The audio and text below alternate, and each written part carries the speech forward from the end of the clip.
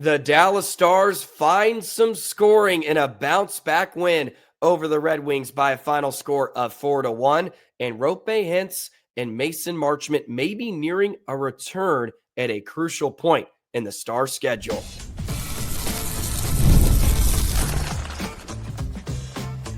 You're Locked On Stars, your daily podcast on the Dallas Stars, part of the Locked On Podcast Network, your team every day. Howdy, Stars fans. I'm Joey Erickson, former producer of 105 Through the Fan. Please be sure to subscribe. We are free and available wherever you get your podcasts and on YouTube. And as always, thank you so much for making us a part of your day and making us your first listen. The Dallas Stars pick up their 12th straight home win over the Red Wings, built off a 3-goal first period to take down the Wings by a final score of 4-1. We'll break it all down on another week of Locked On Stars. Plus, reinforcements may be coming. Roope Hintz and Mason Marchment are skating, which is a positive sign because the Stars' schedule is about to get really, really tough. And then the third segment, something different. I think the Stars need something different. I'll throw that out there at the end of today's episode. So buckle up. It's going to be a fantastic Monday edition of Locked On Stars that is brought to you by FanDuel. From the first whistle to the final drive, FanDuel makes the NFL playoffs even more exciting. Right now, new customers can bet $5 and get $300 in bonus bets if you win your first bet. Visit FanDuel.com to get started. What a Sunday of sports it was. The NFL playoff games were fantastic. The Rams, Eagles, Bills, Ravens lived up to the bill, and then it was capped off by a Dallas Stars victory over the Detroit Red Wings. That got off to a bit of a rocky start with Evgeny Dodonov taking a penalty in the opening minute of the game, loading up the number one power play in the National Hockey League. Fortunately, the Dallas Stars have the number 2 penalty kill in the entire NHL, and they were able to get through it as Detroit had a couple of good looks. The best look they had was really late in the dying seconds where Tarasenko set up a wing coming right out in front of Oettinger, and he got a piece of it, but he shanked it wide.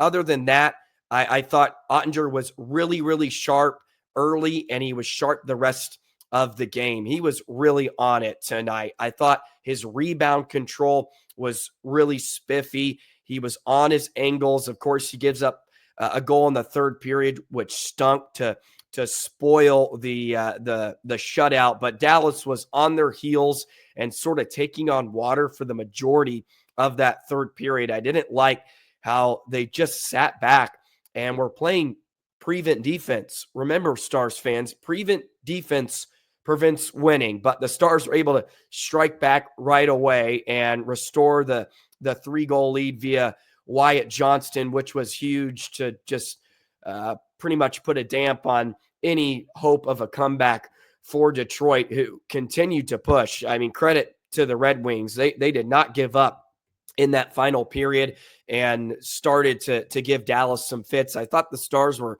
playing with their food a bit. They had a lot of unforced turnovers, especially at their own blue line, that continued to feed the Red Wings attack. But the biggest takeaway is the Stars got some scoring, right? And they got some scoring from some of their depth. That fourth line had some really solid shifts in the first 40 minutes of the game. It was awesome for Blue Mel to get on the score sheet. He had one taken away in Colorado by the slimmest of margins for offside. He's able to clean up the rebound in front after Ritskovian and Blackwell were able to force the turnover in deep in Red Wings territory. They work it right on net, and then Blue Mel is there to clean it up. That had to be really, really satisfying.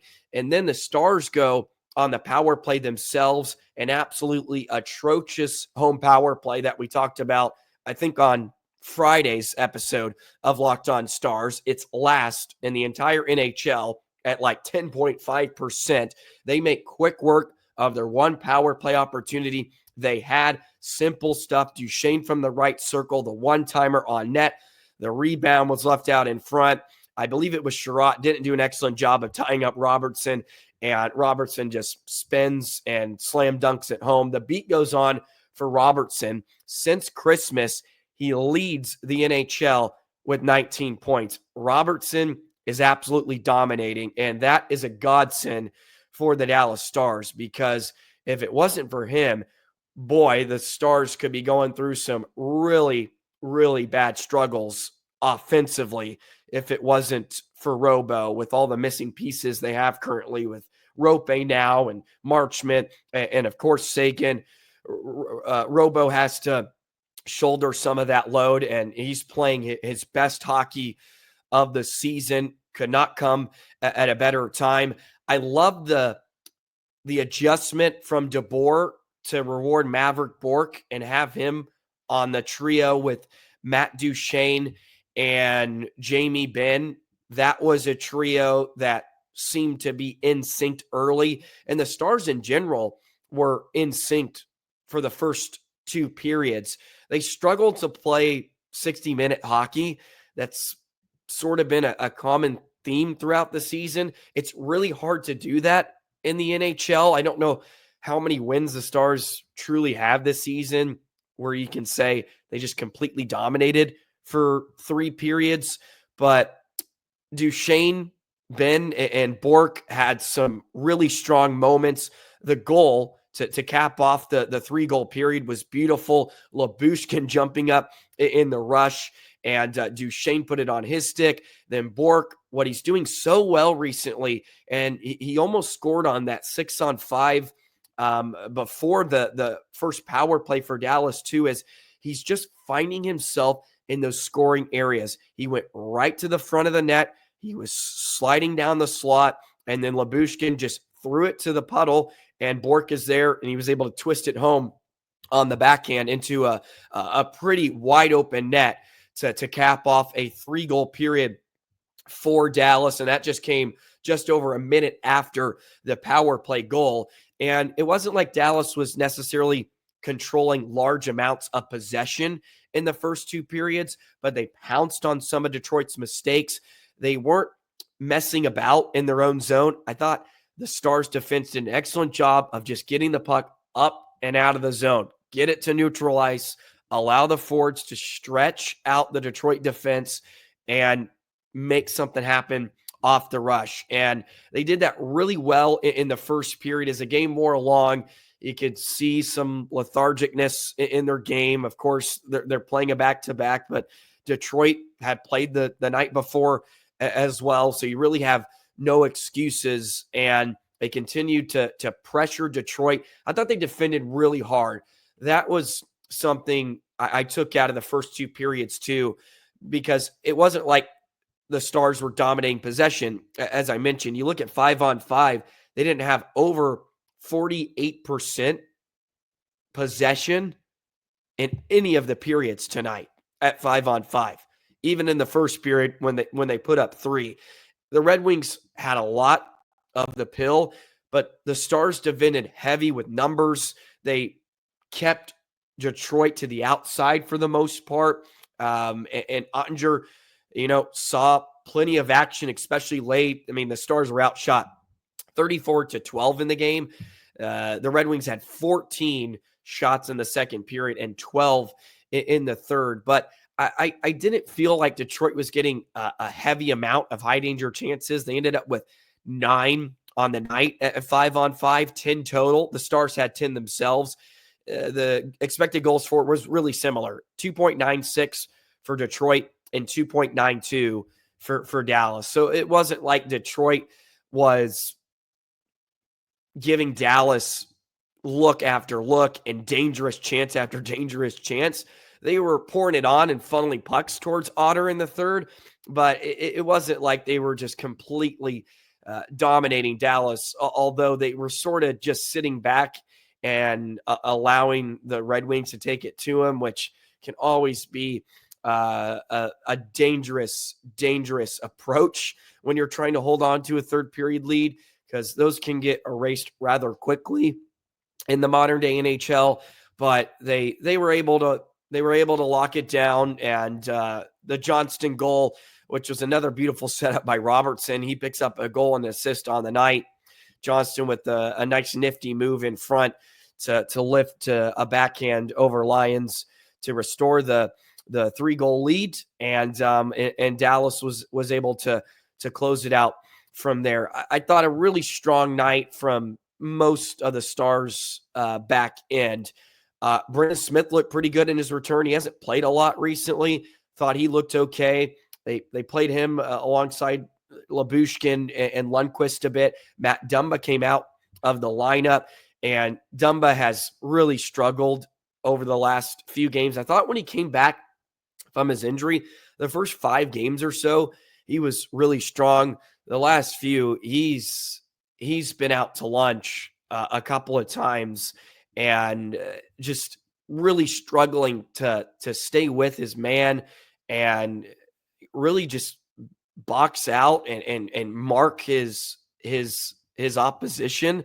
He has had a tough time handling the forecheck, and he's coughing up pucks, fumbling, and I see a lot of Stars fans comment on X about get Dumba as far away as possible from the Stars, but they're going to have to work with him. And that was one of the things that really stood out in the Colorado game too, was Dallas was just outskated and outworked for really the entirety of the contest. And they held in there.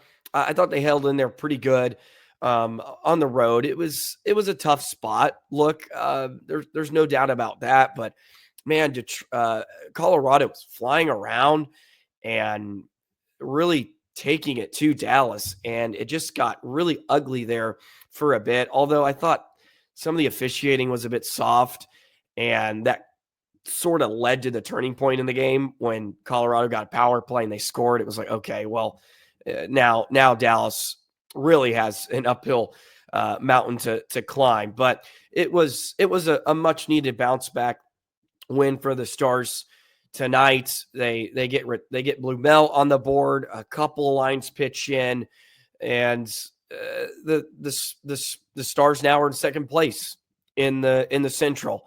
So you got to take the wins. It's not pretty by all means. And for as much as I thought the back end was okay, just look, the Stars defense is healthy right now, and they leave a lot to be desired. They leave so much to be desired. They just need a lot of improvement going forward. It won't be good enough in the springtime, and it's healthy like that. This should be the strong point of their team. And I don't want to just throw stuff at the wall and see if it sticks right now, because it's not like Dallas has been giving up loads and loads of goals here recently, but it's just a unit that I don't know if they're going to be able to figure it out. They're still trying to find pairings. We saw Miro and Lindell tonight, which I think is good, but if Dumba's back in the lineup, then they're probably going to have Dumba with Harley, which has sort of been the pairing of late. There's just like a lot of unanswered questions that they really haven't solved yet. And I don't know. It's a big concern of mine, because it's like the healthy part of the team right now. Like they have their full complement of personnel, and they're just still trying to work through things that feels like you should have figured out by now. But it's not great. It's not great, but it's not horrible. Maybe it's a conversation for a different time. And kind of meandering into this conversation, and I'm rambling a bit because I'm tired. It's been a long weekend, but let's put a bow on it. Let's put a bow on the Stars' 4-1 victory over Detroit. A good bounce back win. Thought all 4 lines looked really strong in the first 2 periods. You got some scoring from some death pizzas. Your big boys showed up with Robertson and Johnston again, as you would expect. Power play comes through. Let's not overshadow that. You got a goal on the power play on home ice, and you go 3 for 3 on the kill, which isn't too shabby as well. So a lot of positives in a Stars win.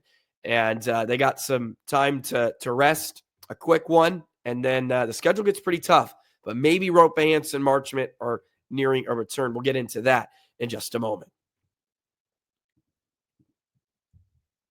Today's episode of Locked On Stars is brought to you by FanDuel. From the first whistle to the final drive, FanDuel makes the NFL playoffs even more exciting. Right now, new customers can bet $5 and get $300 in bonus bets if you win your first $5 bet. That's $300 to keep the action going. The FanDuel app is easy to navigate, and the variety of bets keeps every game exciting. Plus, when you win, you get paid instantly. No waiting around for your winnings, whether you're betting on your favorite team or just looking to add some extra excitement to the playoffs. FanDuel has you covered. Get in on the action with FanDuel. Download the FanDuel app on your smartphone. Have the championship games upcoming in the NFL. Make some money next Saturday and Sunday watching the championships. Just visit FanDuel.com to join today and get started with $300 in bonus bets. That's FanDuel.com. Make this playoff season unforgettable with FanDuel, an official sportsbook partner of the NFL.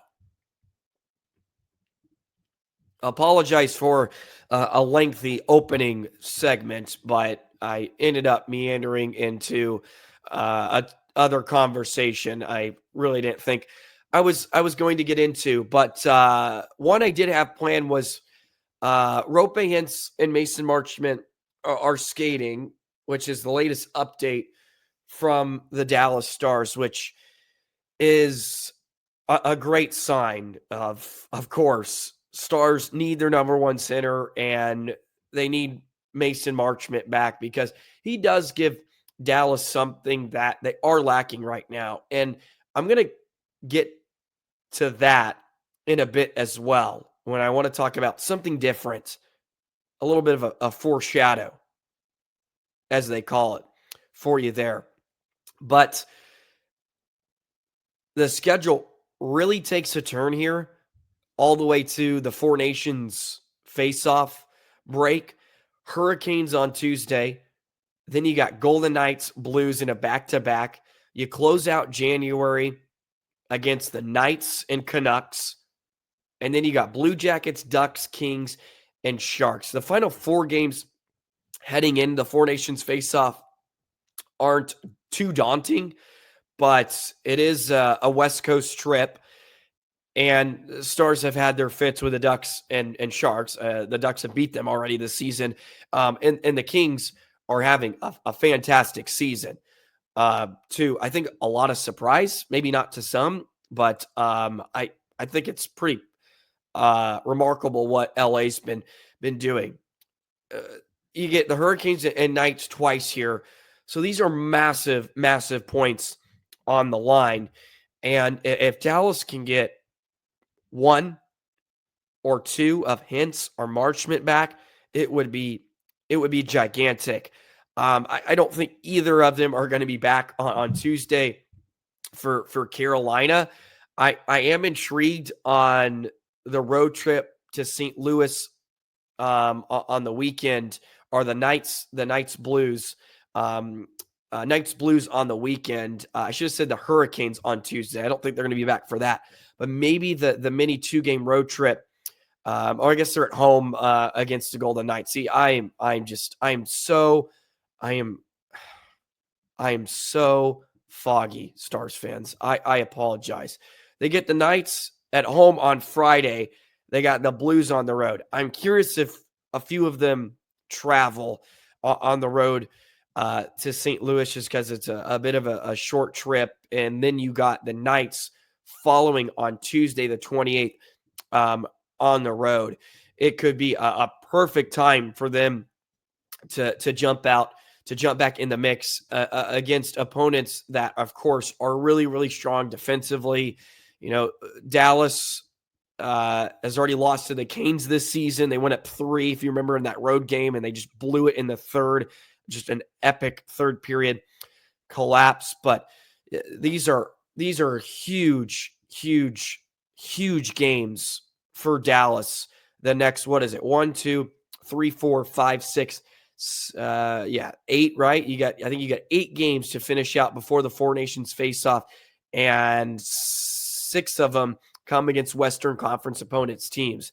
So Dallas can do a lot for themselves if they can take 5 to 6 of these games, can make up a lot of ground on Winnipeg just to put some pressure on the Jets heading into a couple of weeks where they have to think about you. They've already caught Minnesota now. They're a point ahead of the Wild in the Central where they sit currently. So if you can get on a bit of a run here, the Eastern Conference games, of course, are big, but we all know this is where you can make up some ground, and that's why the Colorado performance was so disappointing, because you'll want to win those games, and I was pretty surprised they went with DeSmith in the game, although DeSmith was pretty brilliant in the early going, and then it was just sort of a collapse from there. But that was some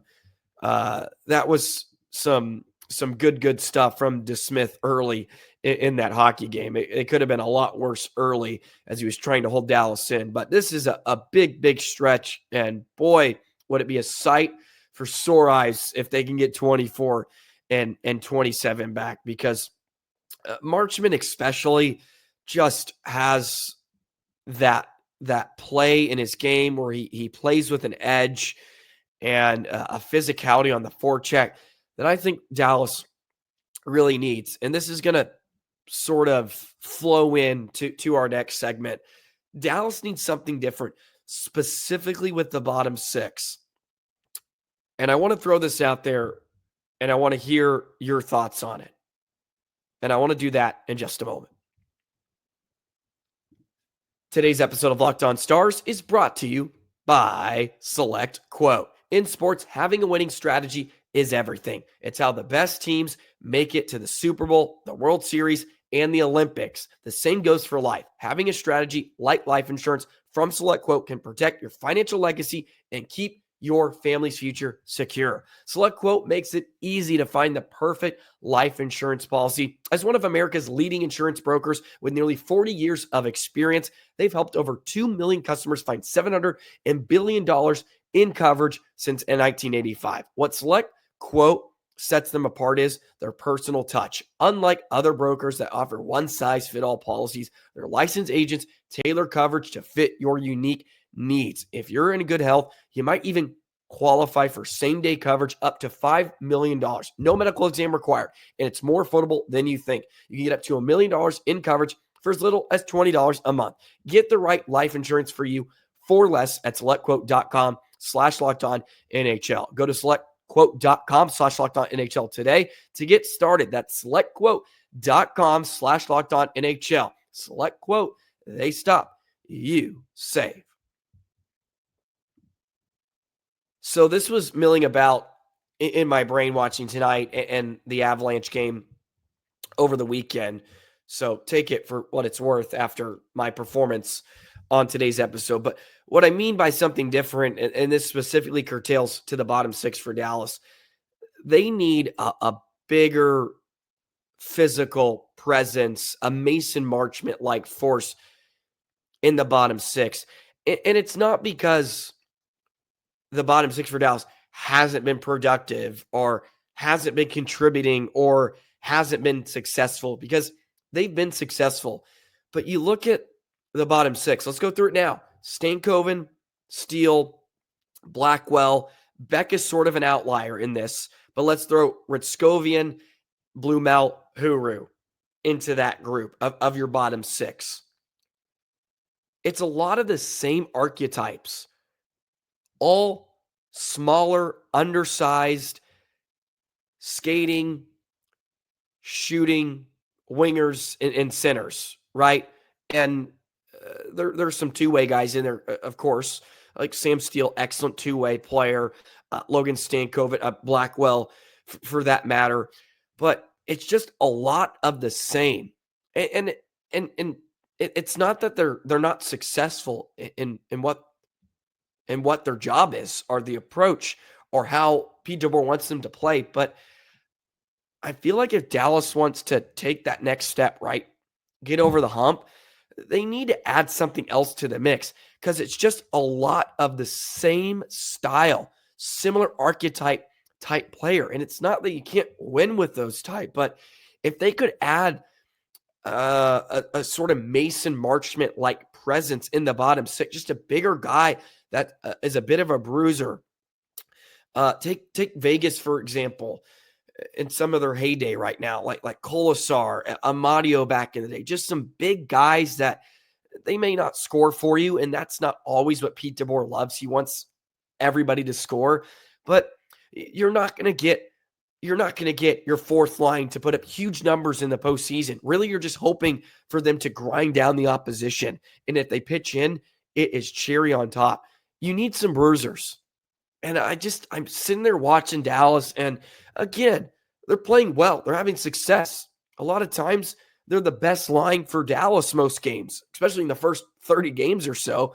It was like the Steel line seems to be better than the top six most of the time, outside of Dutchy and company. But I believe Dallas has to go out and add something of that nature. And yeah, they probably need a scoring winger, and maybe that's where it comes from too. Just a figure like a scoring winger like a Kreider, right? You can throw out anybody. JT Miller, I know, has been kind of thrown out there. And Miller, I think, would sort of constitute just like a heavy guy. Like he plays a 200-foot game, pretty decent at 5-on-5. Like it plays pretty mean, has some edge. I think the Stars need some of that more. Just because I feel like you're watching the same player between Stankoven, Blackwell, Steele, Huru, Ritzkovian, Blumel, and it's not bad. Like they're not bad players; they're contributing. But for them to take a next step, I think they need something different in that department. So that was sort of milling about in my mind, and some of you have probably been shouting this from the rooftops for years now, and you're like, well, thanks for stating the obvious, but I just really, it was really glaring at me this week, and I watch it, like, feels like we got like 5 of the same exact players on the sheet, and they just need to get a bit heavier and more physical. I know that's not necessarily the type of game the Stars are built for right now. But if you want to compete with the Floridas of the world, you want to compete with the Winnipegs, who are really heavy, Vegas, you need to get some size and some physicality, some bruisers in your lineup, just so you can have a mix. They need some more mix. Feel like they're kind of have to go about their business one way to win hockey games. I just think it would give them another element. And the more well-rounded you are as a team, I think you go farther. Usually the most well-rounded team, plus survival of the fittest, you get some luck in there with injuries and stuff, you win a Stanley Cup. Anyways, those are my thoughts on something different. So there you go. Probably not very illuminating for many of you taking that in, but I thought it was an excellent thought that popped into my brain, and I have a platform to release it, so I figured I would. Again, I apologize for just an absolute abysmal performance from myself today.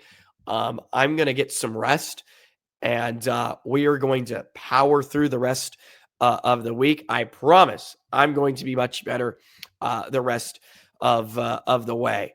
As you can probably hear, it's been a weekend, but I appreciate all the love and support, by the way. I've been reading your comments lately. They're fantastic. I appreciate all of you for subscribing to. Our numbers continue to rise, which is awesome. It's hockey season, baby. It is hockey season. So thank you for just for everything, really, for everything. I'm blessed to be able to do this, and I love doing it, and I appreciate many of you that have decided to tune in every day. And I've had many of you this year come up to me in person and say hello, which is like hilarious to me. I can't believe it. But and it's been all wonderful interactions with you guys, which is to be expected. Stars fans are awesome. And they're like, oh yeah, we listen, and I really appreciate it. And I truly do this for you guys. So it gives me a boost knowing that there are listeners out there, right? There are people listening, which can be a boost sometimes when you're dragging through an episode like I kind of am today. Anyways, I'm rambling so much. You guys have a wonderful Monday. We'll be back on Tuesday. We're going to break down the Canes. That'll be a fun one. I love Stars Canes.